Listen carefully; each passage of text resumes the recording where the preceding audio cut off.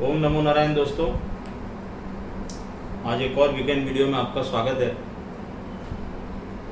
कल हम लोग रात को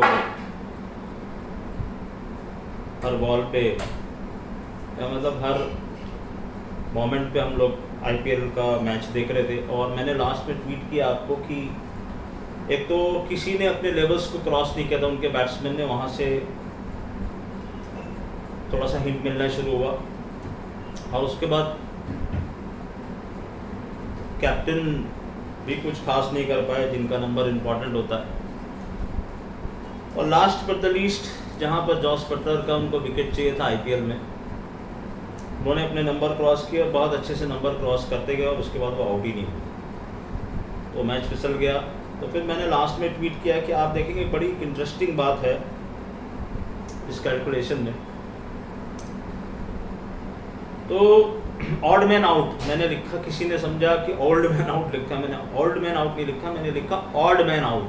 तो ऑड मैन क्या होता है कि ये दोनों 93 और 94 बॉर्न कैप्टन्स हैं और दोनों की अगर आप, मैंने देखो कुछ कैलकुलेशंस की है, आज काफ़ी कैलकुलेशंस किए बैठ के। तो यहाँ पर आप देखोगे तो एक ये 94 बॉर्न है संजू सैमसन और हार्दिक बॉर्न है 93। अब इसमें ऑड मैन आउट की 84 बॉर्न थे डू प्लेसिस। तो डू प्लेसिस का यहाँ पर पत्ता कटा। और एक और बहुत इंटरेस्टिंग बात क्या है कि दोनों का जो इनकी डेट ऑफ बर्थ आप देखो, एक 11 नवंबर बॉर्न है और एक 11 अक्टूबर बॉर्न। इन दोनों कैप्टन के बीच में मुकाबला हो रहा है, 11 अक्टूबर 11 नवंबर। बहुत इंपॉर्टेंट है ये। तो दोनों 2 नंबर्स आ रहे हैं बर्थ नंबर देखने को, तो दोनों 2 नंबर्स के साथ में आपस में इनका ये हो रहा है मुकाबला। तो इस मुकाबले में कौन जीतेगा, हार्दिक की सैमसन? तो बहुत सारी कैलकुलेशंस हैं इसके अंदर। और देखिए ये जो कैलकुलेशंस है ये सब कभी भी गलत हो सकती है, इसका कोई एक स्टैंडर्ड तरीका नहीं है कि आप इस तरीके से इस चीज़ को प्रेडिक्ट करें। मगर हमने कोशिश की है और बहुत सारी कैलकुलेशंस की है। टीम का नेम, इनके और भी जो नंबर्स इंपॉर्टेंट होते हैं, डेस्टिनी नंबर, पाथ नंबर, जो मैचेस ये खेल के आ रहे हैं, कब कब कौन कौन सा जीता है। प्रॉब्लम क्या थी कि गुजरात टाइटन का कोई पुराना रिकॉर्ड हमारे पास नहीं है, राजस्थान रॉयल का है मगर संजू सैमसन का नहीं है। तो टीम एक है, कैप्टन एक है, फिर टीम एक है, कैप्टन एक है। तो बहुत सारे डाटास को जब हम इकट्ठा करके कोशिश करी हमने, तो यहाँ पर एक अहमदाबाद में मैच हो रहा है, हमने राजस्थान रॉयल की भी कैलकुलेशन की है, गुजरात टाइटंस की भी कैलकुलेशन की है, सब कंबाइन करके जो कैलकुलेशन आ रही है, तो मेरे हिसाब से विनर कौन होना चाहिए with all birth number, destiny number, path number, Rajasthan Royals, Gujarat Titans, इन सब की कैलकुलेशन करने के बाद एक ही चीज़ समझ में आ रही है कि विनर हार्दिक पांड्या होने चाहिए। उनको कप उठाना चाहिए क्योंकि उनके जो वाइब्रेशन नंबर हैं उस दिन जो मैच हमारा हो रहा है फाइनल संडे को, वो इम्पोर्टेंट है। मैच काफ़ी रोमांचक भी हो सकता है, ऐसा लगता है, बिकॉज दोनों का बर्थ नंबर 2 है। तो अप डाउन्स के साथ मैच चलना चाहिए और ऐसा कभी भी लगेगा कि ये जा रहा है, ये जा रहा है, ये जा रहा है, ये जा रहा है, ऐसा हो सकता है because moon is involve. But the main thing is कि लास्ट में हार्दिक पांड्या को ये कंप्लीट करना चाहिए as per my calculation. It can be fail, मैं वापस से कह रहा हूँ, यहाँ पर मेरे पास इन दोनों का कोई ऑथेंटिक बर्थ चार्ट नहीं है, सिर्फ डेट ऑफ बर्थ और कुछ और कबाला ऑफ नंबर्स के थ्रू या जो पुराना जो अभी इस IPL के डाटाज हैं उसके ऊपर बेस करके इसको निकाला। ऐसा नहीं है कि दोनों टीम किसी से हारी हैं, बट ये ऑड मैन आउट एक बाहर हो गया। ये 90s बॉर्न कैप्टन के बीच में मैच हो रहा है, उसमें एक 93, एक 94, एक अक्टूबर, एक नवंबर, तो they are very close, but इन दोनों को ही भिड़ना था यहाँ पे। ये समझ में आ रहा था, क्योंकि आप देखो बाकी सबको देख लो, आप बाकी सबको बाहर करके ये दोनों आके मिले यहाँ पर, क्योंकि ये वाइब्रेशन, नंबर ऑफ वाइब्रेशन ऐसे खींचते चीज़ों। तो थोड़ा सा न्यूमरोलॉजी का भी ज्ञान हो गया, फन के लिए बता दिया है, not for the batting purpose. Enjoy करिएगा मैच को और देखिएगा कि क्या ऐसा होता है। अगर ऐसा नहीं हुआ तो फिर हमारी कैलकुलेशन में कोई मिस्टेक है या हमको सही प्रोसेस समझ में नहीं आया फाइनल कैसे प्रेडिक्ट करने का। बट ऐसा मैंने पास्ट में क्रिकेट मैचेस को प्रेडिक्ट किया है और 70% 75% सक्सेस रेट है उसका, इस मॉडल के बेस पे जो मेरा खुद का इजाद किया हुआ। There is no standard process. तो देखते क्या होता। एक चीज ये हो गई। दूसरा, मैंने एक ट्वीट किया था, कई लोगों ने मुझे मेल किया कि सर आप क्या बढ़िया लिख देते हैं कुछ भी।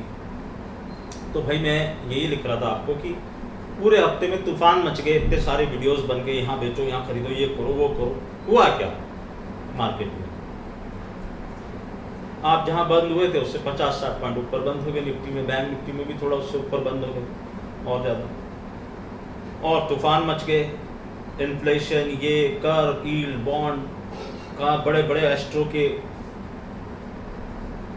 वीडियोस आ गए, बड़े बड़े कॉम्बिनेशंस बता दिए गए। हुआ क्या? यहाँ सेल करो, यहाँ बाय करो, इस घंटे पे सेल करो, उस घंटे पे बाय करो। तो मैंने आपको क्या बोला कि मार्केट कुछ नहीं कर रहा।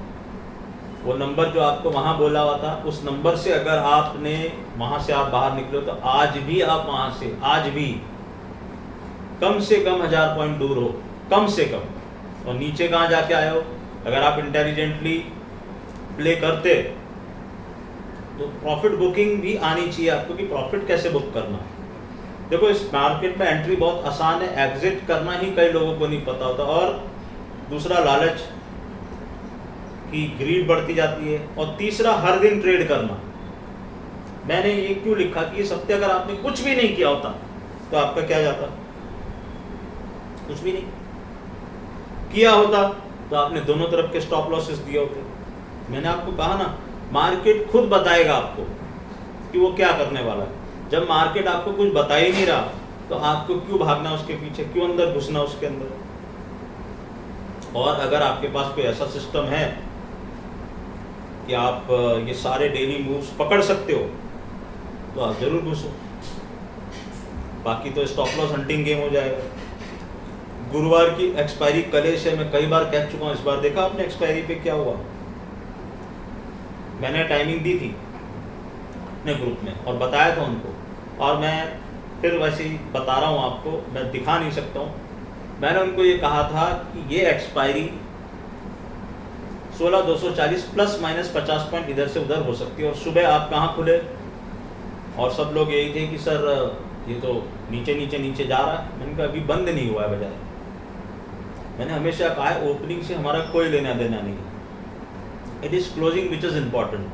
मंडे की ओपनिंग को मैं मानता नहीं, मैं फ्राइडे की क्लोजिंग को इम्पॉर्टेंट देता हूँ। और आपने देखा फ्राइडे तक क्या हुआ। अच्छा, आप कई बार पास्ट में हिस्ट्री उठा के देख लो, मंडे ट्यूसडे कुछ भी होता रहे, फ्राइडे तक आते आते सब कुछ बदल जाता है, इस तरफ भी उस तरफ भी। ऐसा नहीं कि हमेशा बुल्स साइड हो, बुलिश साइड भी, बेयरिश साइड। तो मैंने उनको लिखा था कि 16,240 प्लस माइनस 50 पॉइंट इधर या 50 पॉइंट उधर, यहीं पर आके मार्केट बंद होगा इस एक्सपायरी पे। और हमें कुछ नहीं करना, हम चुपचाप बैठ के देखेंगे। हम देख रहे थे, नो डाउट हमारी कुछ पोजीशंस हैं, क्या साइड में क्या कर रहे हैं हम लोग, वो अभी मैं कुछ भी नहीं बोल रहा आपको। और अगर आप मेरे वीडियोस कंटिन्यूस देखते हुए आ रहे हैं तो आपको हर लेवल की इंपॉर्टेंस पता है। एक जो मैंने दिया हुआ है वो नंबर, ऊपर वाले नंबर्स की सबकी इंपॉर्टेंस आपको पता है, बीच वाले नंबर्स की इंपॉर्टेंस पता, और नीचे के भी कुछ नंबर्स हैं ऐसे जिनकी इंपॉर्टेंस आपको पता है।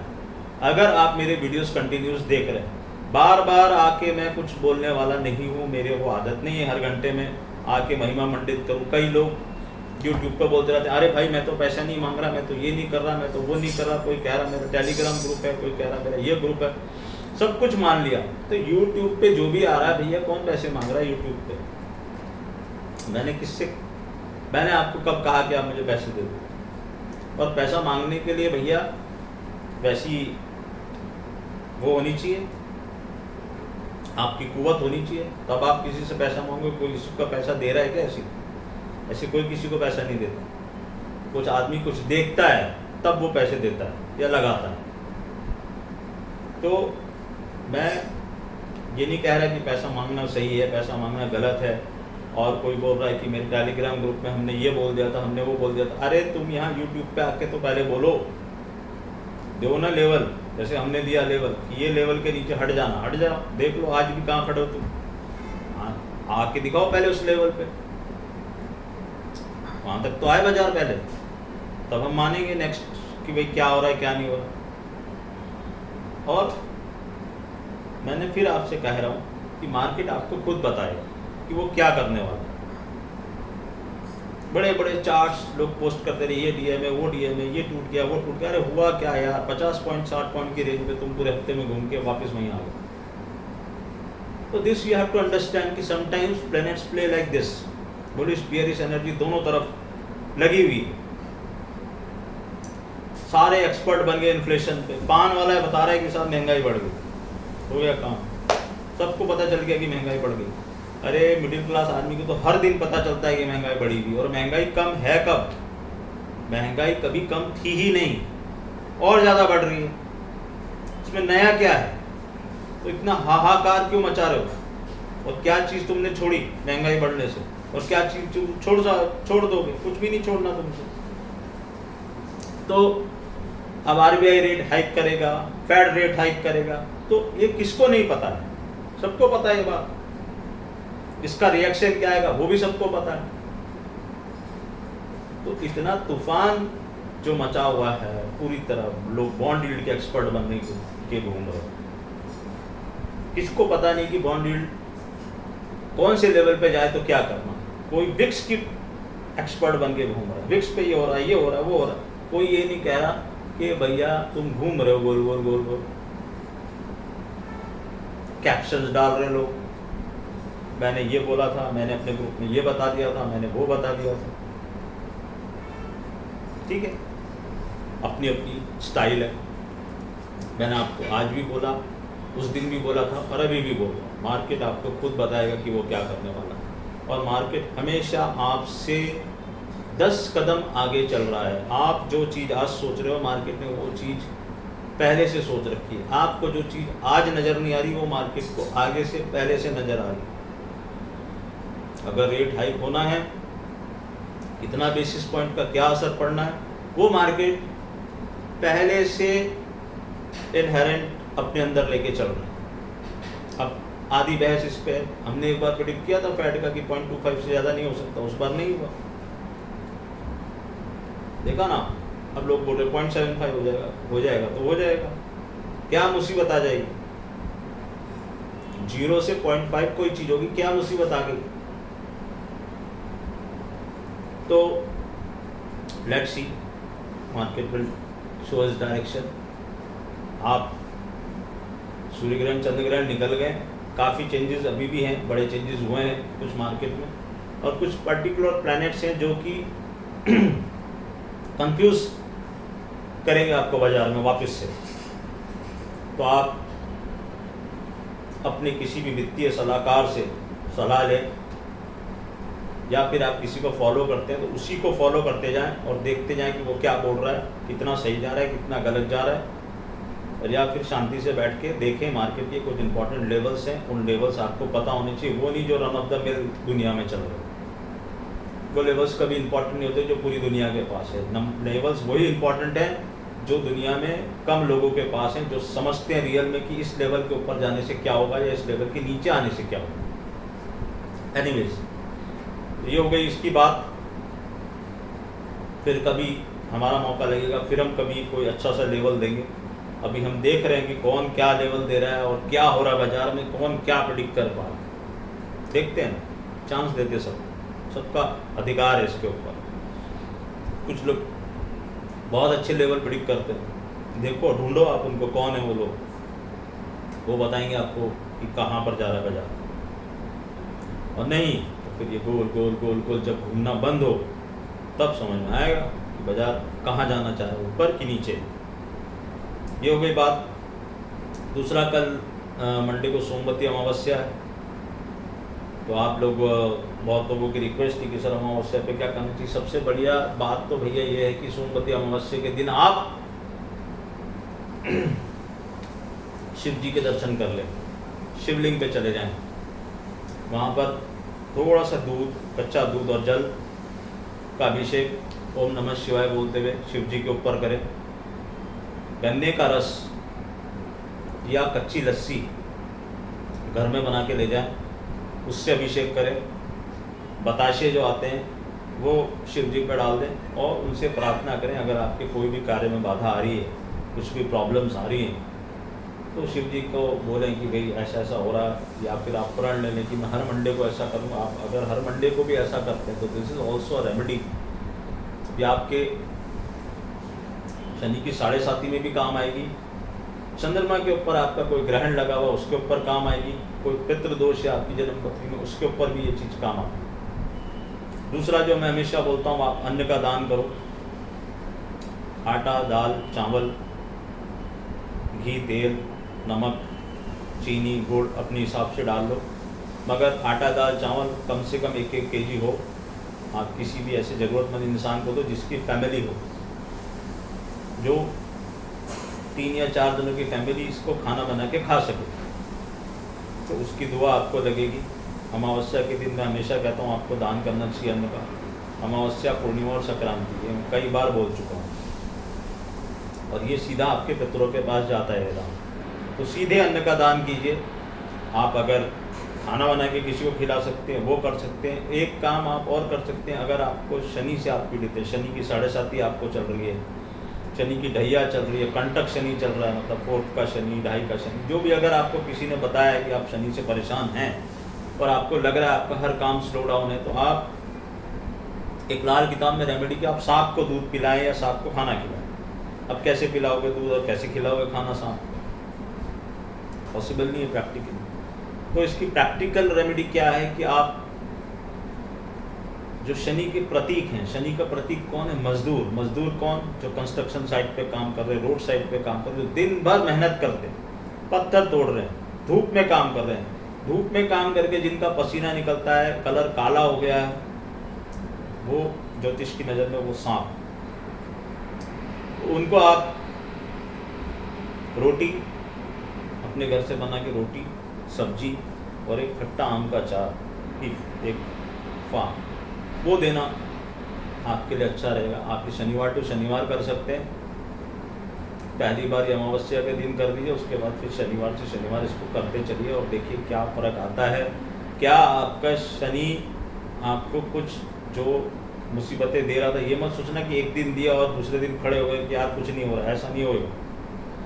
धीरे धीरे धीरे जब आप उसका पेट भरते जाओगे, बदल बदल के लोगों को देते जाओ, तो जितने लोगों का आप पेट भरते जाओगे उतना शनि महाराज आपके शांत होते जाएंगे। ये एक बड़ी रेमेडी है। अन्न का दान सबसे बड़ा दान कहा गया है।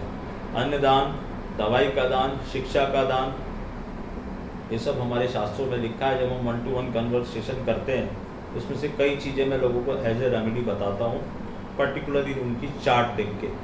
और दूसरा एक रिक्वेस्ट आप लोगों से ये है कि atul.maheshwari@gmail.com मेरी ईमेल आईडी है, वो दी हुई है यहाँ पर, लोग करते हैं, लेकिन मैं बार बार आपको बोलता हूँ कि आप अपने फ़ोन नंबर और सिटी कहाँ पर आप रहते हैं उसके साथ मुझे वो कीजिए। डायरेक्ट मुझे मेल मत कीजिए कि सर आपकी फ़ीस क्या है, आप मुझे हॉरोस्कोप दिखानी, नहीं। आप अपना फ़ोन नंबर डालिए, तभी मैं आपको जवाब दूंगा, क्योंकि मैं आपसे बात करूँगा पहले। Don't ask me on the mail, I will not reply. I will reply only and only when you give me your phone number। और फ़ोन नंबर दिया है तो फिर उस फ़ोन को उठाना भी। कई लोग फ़ोन नंबर देके छोड़ देते हैं। अब दे दिया उन्होंने फ़ोन नंबर, अब कब आ रहा है कि साहब मेरा तो सर फ़ोन बंद है करो, तो फिर मैं बार बार ट्राई करने इतना टाइम नहीं है। और जो कोई बहुत जल्दी में रहते हैं उनको भी मेरा सादर नमस्कार है कि भैया अगर तुमको ये लग रहा है कि अगले 2 ही दिन में तुम्हारी जन्मपति देख के कुछ ऐसा चमत्कार होने वाला, तो ऐसा कुछ नहीं, it will take time, because first come first basis पे है, लॉन्ग लिस्ट है, कुछ पेंडिंग रहती हैं हमेशा। रोज सैटरडे संडे को भी हमारे सेशन रहते हैं, इंटरनेशनल क्लाइंट भी रहते हैं, उनके साथ टाइमिंग मैच करनी पड़ती है, और टाइमिंग होती है उनकी, तो टाइम लगता है इन सब चीज़ों में। आप मान के चलना 8 से 10 दिन मिनिमम लगेंगे, जब आप हमारे क्राइटेरिया में फिट हो जाएंगे, तब सब कुछ क्लियर होने के बाद।